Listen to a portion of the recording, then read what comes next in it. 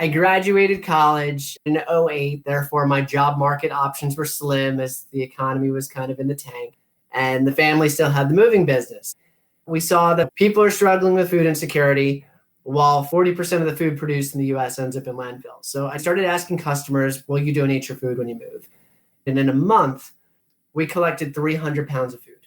And we brought that to our local food bank. And they told me that there were 140,000 people in my county that didn't have enough to eat, which is crazy.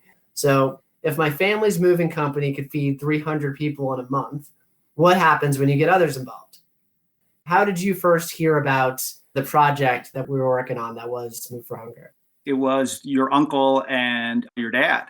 They talked about this idea of utilizing the existing network of movers to be able to work with customers who had food in their pantries. And what do I do?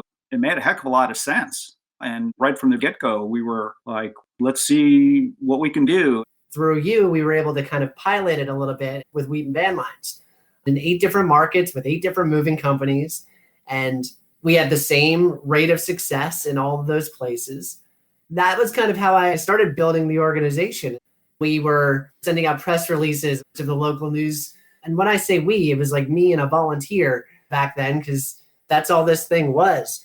And I figured if I could capture enough stories and positive testimonials, I could show that this is something that this industry is doing. It worked. It worked. Yeah. I mean, here we are today, 1,100 movers, 1,500 apartment communities, and we only have a team of 13 people. So it's about the power of the network. The industry feels like they're in this together. The impact is theirs collectively, and they own it. And I think once we were comfortable enough to kind of let go and say, it's not about Move for Hunger. It's about each individual company supporting each of their local food banks and communities. Then it started growing faster than I probably could have imagined. And we've got companies that weren't involved ever with hunger, and now they sit on the board of their local food bank. We created all these local community partnerships, something that will outlast the organization itself.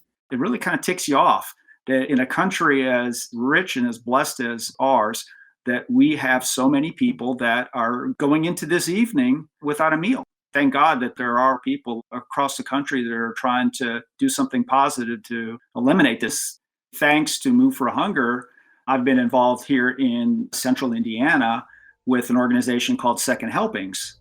But that wouldn't have happened had it not been for my experience with you and your family and Move for Hunger.